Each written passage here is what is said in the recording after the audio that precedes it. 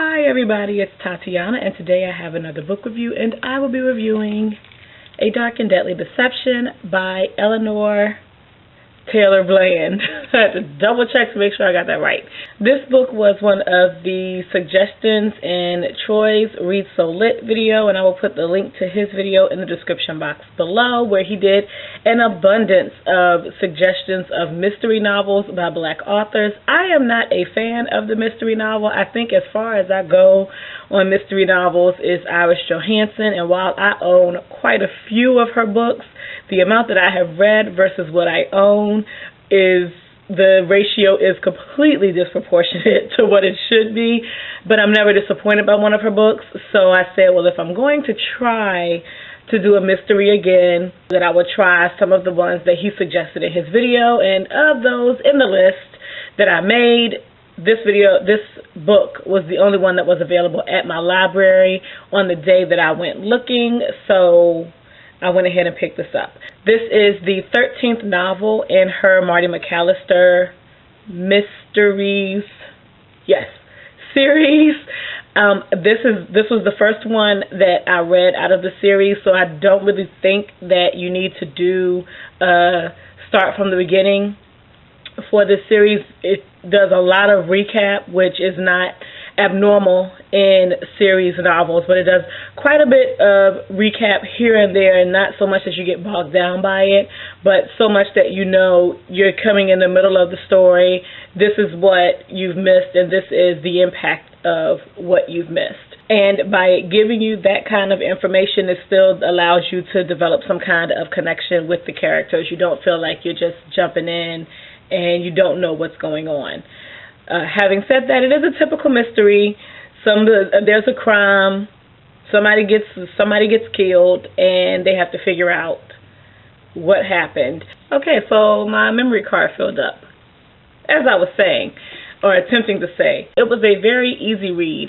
It took me a while to read it, but that had absolutely nothing to do with the way it was written, and everything to do with a reading slump that I was in for quite some time. And there were so many things that were taking place because, as I said, there are two different cases that are going on at the same time in this story. Because there were so many things that are taking place, my issues with suspense and the whole whodunit factor that can often annoy me really didn't come into play while reading this novel. I think one of the things that helped me in reading this and enjoying this as well is because there was more than just the mystery that was going on, and you weren't so bogged down with information from what they were investigating that it became boring or tedious. But there was equal focus on the personal lives of the people, some of the main character, Marty, her partner Vic, and some of the supporting characters in the novel, as well as a couple of the people who are affiliated with the investigations that are going on. One of the things that I did find very interesting in this novel is, if you are familiar or aren't familiar with the Marty McAllister mystery series, the ages of the people in the novel just seem very off. Marty seems to be this young person, the way that I read her. She seems to be this young person, not necessarily 20s and 30s, but she doesn't read to be someone in her possible early to mid 40s.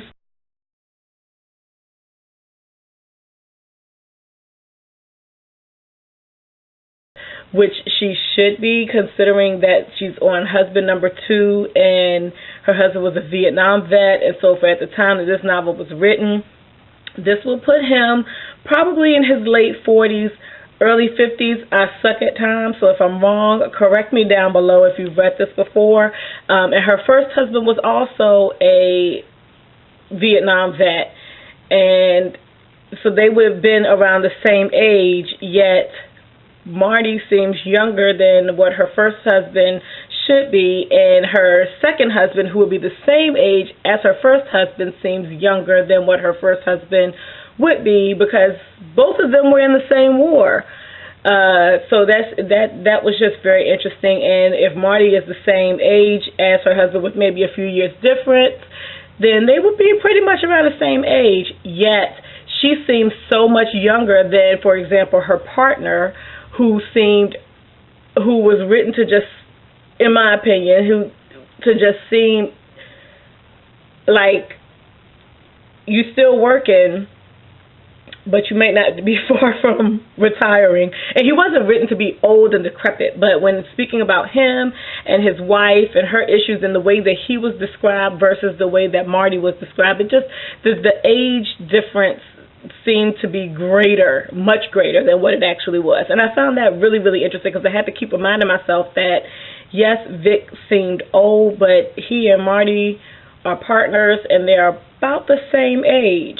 So that aside, I enjoyed the novel. It was not so hard on the mystery that it was tedious and boring for me to read. When it first started, I really thought that it was going to be kind of like the way The Girl with the Dragon Tattoo started out, and I didn't finish that just because it seemed too tedious. Not that it's not a good book. There are tons of people who've read it and loved it, but it was just a little bit too tedious for me, and I didn't go into it with the thought that it was a mystery novel, so I put it aside. And that's how I thought that this was going to end up. However, it didn't, and the writing and the way that it's written, it just flows so well. It's written really, really well and very pretty. It lends itself to reading out loud. Having said all of that, would I pick up another one? Yes. But I want to pick one up that's way down the line from this, because I don't necessarily care about reading all of the other mysteries, but there's some interdepartmental adversaries and personal adversaries that have been created in this novel, or that came to light in this novel, and I just want to know what happens with those people and their relationship with Marty, and how they're going, who's going to win. I mean, we know who's going to win. It's a Marty McAllister mystery. So Marty's the hero, the shero, whatever. But I want to know what happens. So would I pick up another one? Yes. Would I suggest this as a book to read? Absolutely. If you are like me and you're not a fan of mysteries, I have tried mysteries time and time again, except for Iris Johansen, they have just fallen by the wayside. I even tried Tananarive Due and Blair Underwood's novel, and I just couldn't do it.